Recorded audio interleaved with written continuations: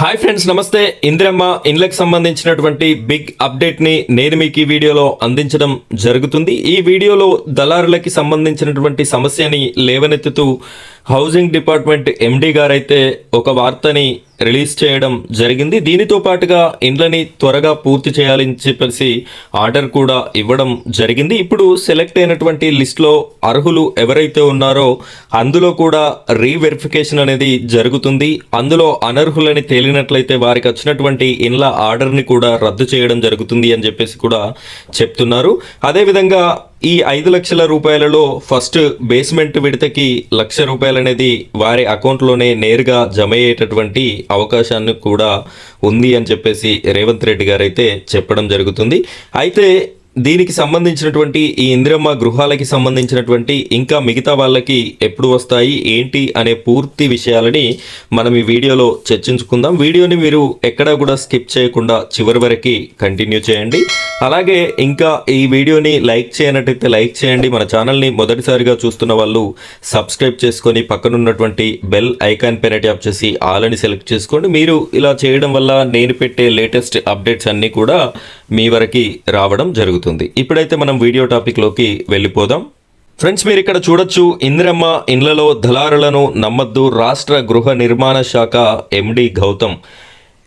ఇందిరమ్మ ఇండ్ల లబ్ధిదారులు దళారులను నమ్మి మోసపోవద్దని రాష్ట్ర గృహ నిర్మాణ శాఖ ఎండి గౌతమ్ సూచించారు. ప్రభుత్వం ప్రతిష్టాత్మకంగా ప్రారంభించిన ఇండ్ల స్కీమ్లో పైలట్ గ్రామమైన సూర్యాపేట జిల్లా మునగాల మండలం తాడ్వాయిలో నడిగూడెం మండల కేంద్రంలో నిర్మాణ పనులను సోమవారం పరిశీలించారు.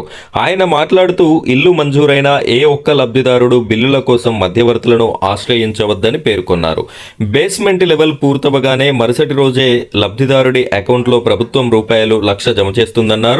ఇలా 3 సార్లు అమౌంట్ జమ అవుతుందని చెప్పారు. లబ్ధిదారులతో మాట్లాడిన ఆయన పలు సూచనలు చేశారు. ఇండ్ల స్కీమ్ను లబ్ధిదారులందరూ సద్వినియోగం చేసుకోవాలని కోరారు. ఆయన వెంట కలెక్టర్ తేజస్ నందలాల్ పవార్, మండల స్పెషల్ ఆఫీసర్ శిరీష, తహసీల్దార్ ఆంజనేయులు, ఎంపీడీఓ రమేష్, మునగాల మాజీ వైస్ ఎంపీపీ బుచ్చి పాపయ్య, మండల కాంగ్రెస్ అధికార ప్రతినిధి వీరబాబు, హౌసింగ్ శాఖ సహాయ ఇంజనీర్ మూర్తి ఉన్నారు.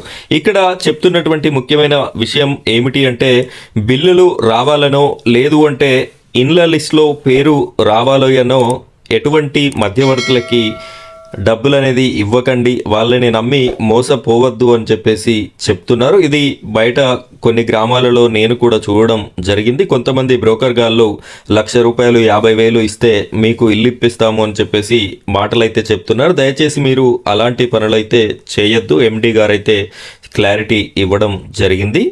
అదేవిధంగా ఇండ్ల నిర్మాణాలను త్వరగా పూర్తి చేయాలి అని చెప్పేసి కూడా ఆర్డర్ అయితే ఇవ్వడం జరిగింది. పట్టణ శివారులోని రామస్వామి గుట్ట వద్ద నిర్మిస్తున్న సింగిల్ బెడ్రూమ్ ఇండ్ల నిర్మాణ పనులను త్వరగా పూర్తి చేయాలని స్టేట్ హౌసింగ్ ఎండి విపి గౌతమ్, కలెక్టర్ తేజస్ నందలాల్ పవార్ అధికారులను ఆదేశించారు.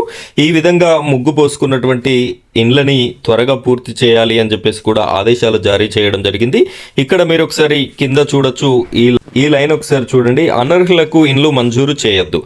జిల్లాలో ఎక్కడ అనర్హులకి ఇండ్లు మంజూరు చేయొద్దని రాష్ట్ర హౌసింగ్ ఎండి విసి గౌతమ్ అన్నారు. కలెక్టరేట్లో కలెక్టర్ తేజస్ నందలాల్ పవార్తో కలిసి ఇందిరమ్మ ఇండ్లపై అధికారులతో సమీక్ష నిర్వహించారు. ఈ సందర్భంగా ఆయన మాట్లాడుతూ ప్రభుత్వం పేదలకి ఇండ్లు నిర్మించడం కోసం గ్రామ సభల ద్వారా అర్హులను ఎంపిక చేసిందన్నారు. గ్రామ సభల్లో వచ్చిన దరఖాస్తులను మళ్లీ క్షేత్రస్థాయిలో పరిశీలించి ఎవరికైనా అనర్హులు ఉంటే తిరస్కరించాలని సూచించారు. ఇందిరమ్మ ఇండ్ల వివరాలు మొబైల్లో నమోదు చేయడంతో సూర్యాపేట జిల్లా రాష్ట్రంలోనే 2వ స్థానంలో ఉందని తెలిపారు. అనంతరం కలెక్టర్ మాట్లాడుతూ జిల్లాలో 23 మండలాల్లోని పలు గ్రామాలను పైలట్ ప్రాజెక్టు కింద ఎంపిక చేశామన్నారు. ఎక్కడైనా అనర్హులను గుర్తిస్తే వెంటనే తిరస్కరిస్తామని తెలిపారు. సమావేశంలో ZP EEO Apparao, housing SE Venkatadas Reddy, PD Dharmareddy, PRE Venkataiah, ఎంపీడీఓలు తదితరులు పాల్గొన్నారు. ఇక్కడ ఎవరికైతే ఇప్పటివరకు మంజూరు పత్రాలను జారీ చేశారో అది అర్హుల లిస్టులో వారికి పేరు అనేది రావడం జరిగింది. సో అలా వచ్చి వాళ్ళు అనర్హులుగా తేలినట్లయితే వారి యొక్క పేర్లను కూడా రద్దు చేస్తాము, తిరస్కరిస్తాము అని చెప్పేసి కూడా చెప్పడం అయితే జరుగుతుంది. సో ఎవరైనా అలాంటి లిస్ట్లో ఉన్నట్టయితే స్వతంత్రంగా మీకు అర్హత లేకపోతే మీరే తప్పుకోవడం మంచిది అని మన ఒపీనియన్. ఫ్రెండ్స్, ఇది ఇవాల్టి వీడియో. ఇలాంటి మరిన్ని వీడియోస్ కోసం మీరు ఖచ్చితంగా మన ఛానల్ని సబ్స్క్రైబ్ చేసుకొని సపోర్ట్ చేయండి. Thank you friends, thank you very much.